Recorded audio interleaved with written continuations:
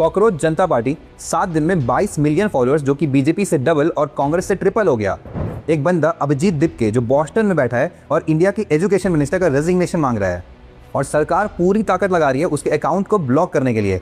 यहाँ तक कि डेथ थ्रेट्स दी जा रही है नेशनल सिक्योरिटी के नाम पे। लेकिन ये पहली बार नहीं हो रहा। अकाउंट ब्लॉक करना, इंटरनेट बंद कर देना और कुछ केसेस में चैनल को ही खरीद लेना, ये पूरी प्लेबुक है। जनवरी 2023 में बीबीसी ने एक डॉक्यूमेंट्री रिलीज करी, India the Modi question, 2002 Gujarat rights पे। उसके बाद गवर्नमेंट ने इमरजेंसी आईटी पावर्स यूज किए और यूट्यूब और ट्विटर को ऑर्डर दिया गया to block all the related clips and links. JNU में स्टूडेंट्स ने स्क्रीनिंग रखनी चाहिए तो पावर कट कर दी गई और इंटरनेट ही डिसेबल कर दिया गया। 3 जुलाई 2025 को गवर्नमेंट ने एक्स को ऑर्डर दिया 2355 अकाउंट्स ब्लॉक करने के लिए सिर्फ 1 घंटे में, और वो भी बिना किसी जस्टिफिकेशन के। और उनमें से ही था र्यूटर्स और र्यूटर्स वर्ल्ड समिट का अकाउंट। मतलब दुनिया की सबसे बड़ी न्यूज़ एजेंसी इंडिया में ब्लॉक कर दी जाती है।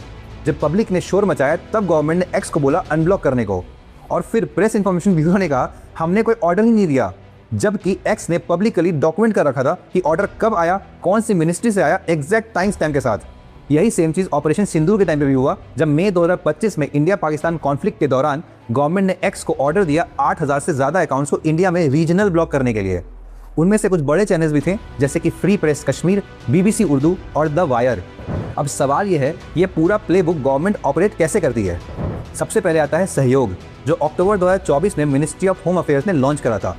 इंटरनल मिनिस्ट्री की मीटिंग मिनट्स रिवील कर दिए कि सहयोग एक कोविड एरा पोर्टल था जिसे बिना किसी नए लेजिस्लेशन के, बिना किसी पार्लियामेंट्री अप्रूवल के कंटेंट रिमूवल मशीन में कन्वर्ट कर दिया गया। जब ये सिस्टम लॉन्च हुआ था उस टाइम सेक्शन 69A के तहत एक ब्यूरोक्रेटिक कमेटी होती थी और प्लेटफॉर्म को नोटिस दिया जाता था और फिर अकाउंट को ब्लॉक कराया जाता था। बाद में इस सिस्टम को हटा दिया गया और अब कोई भी ऑथराइज्ड एजेंसी फेडरल मिनिस्ट्री से लेकर डिस्ट्रिक्ट पुलिस तक डायरेक्टली सोशल मीडिया प्लेटफॉर्म को ऑर्डर दे सकती है कंटेंट डिलीट करने के लिए। एक आरटीआई से पता चला कि सहयोग से 81 ऑर्डर्स दिए गए हैं टेलीग्राम को, 53 यूट्यूब को, 27 गूगल को और 9 ऑर्डर्स एप्पल को।